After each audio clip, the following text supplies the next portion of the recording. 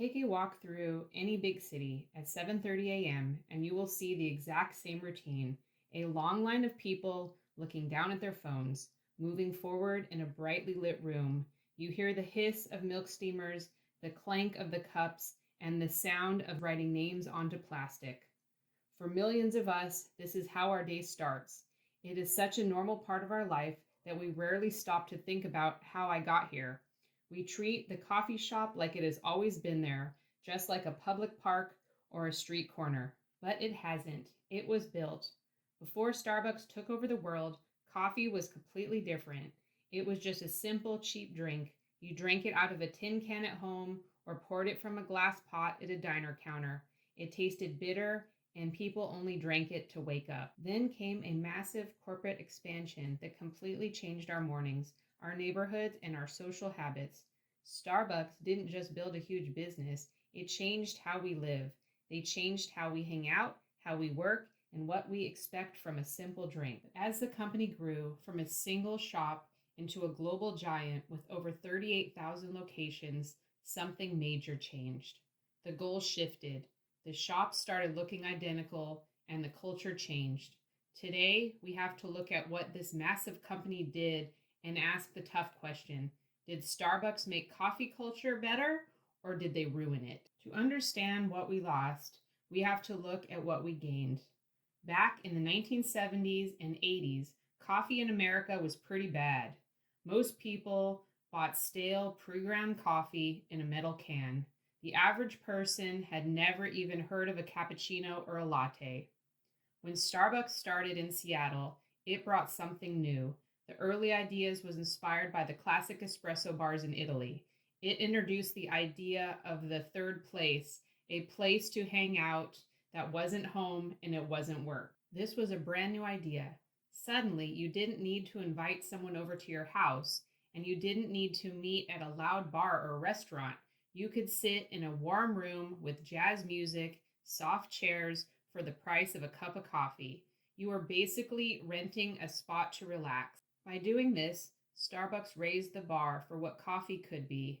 They taught everyday customers to care about where the beans came from, how they were roasted, and how the milk was steamed.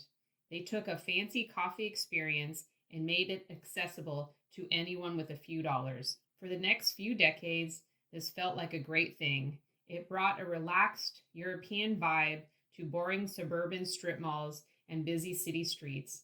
It gave people a chance to read the paper, study, or just sit alone without being rushed out the door. But big corporations always need to make more money and keep growing.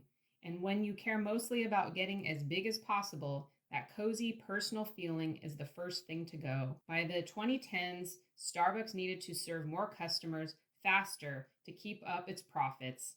The idea of relaxing third place started to hurt their business goal. A customer sitting in a comfy chair for 3 hours while only buying one cheap coffee does not help a big company make money. Slowly but surely, the design of the shops changed. The soft, comfortable chairs disappeared. They were replaced by hard wooden chairs so people wouldn't stay too long. The warm, cozy lighting was swapped for bright, clinical lights. Then came the biggest change, turning coffee into fast food. To make massive profits, Starbucks started selling liquid desserts. The simple balance of espresso and milk was pushed aside for pumps of sugary syrups, heavy whipped creams, and sweet toppings.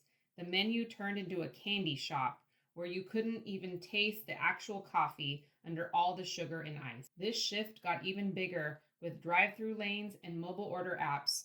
Today, most people don't sit down at a Starbucks.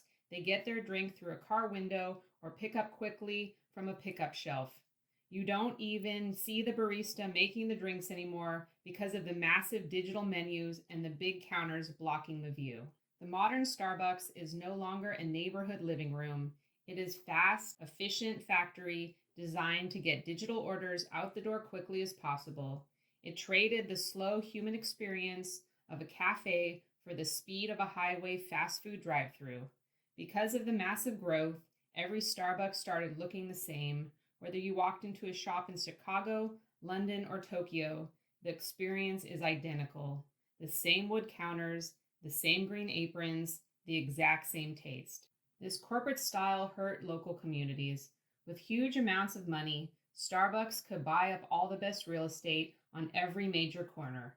This raised rents and pushed out older independent neighborhood cafes that couldn't compete with a giant corporation.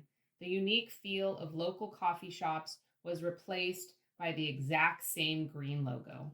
However, culture always has a way to fight back.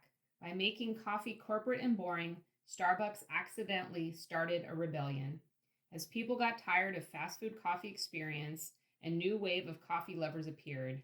This became known as the third wave coffee movement. Small independent coffee shops and local roasters started popping up right down the street from Starbucks.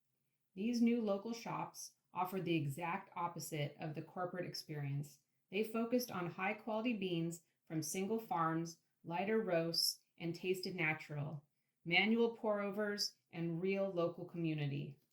Ironically, the only reason these small local cafes can survive today is because Starbucks educated the public first. Starbucks created a massive world of customers who were used to paying for $5, $6 for a coffee. The small shops just took those customers and offered them the real craft instead of fast convenience. So, what is the final verdict? How do we judge a company that completely changed how our world looks and acts? If you look at the bad side, is it easy to see it is a sad story? Starbucks took a beautiful human routine, savoring a hot drink in a shared community space, and turned it into a mass-produced, sugary, plastic-wrapped product. It replaced local charm with corporate speed and made our neighborhoods look exactly like one another. But if you look at the good side, it is a story of improvement. Starbucks saved us from the awful diner coffee and forced the world to treat coffee with respect. It created a reliable, safe spot for travelers and workers in almost every corner of the earth. And by showing us what corporate coffee looks like, it inspired a wonderful movement of local artists who keep the true craft alive. Starbucks didn't destroy coffee culture, and it didn't make it perfect either. Instead, it became a reflection of our modern world, fast, efficient, run by big business, and completely obsessed with convenience.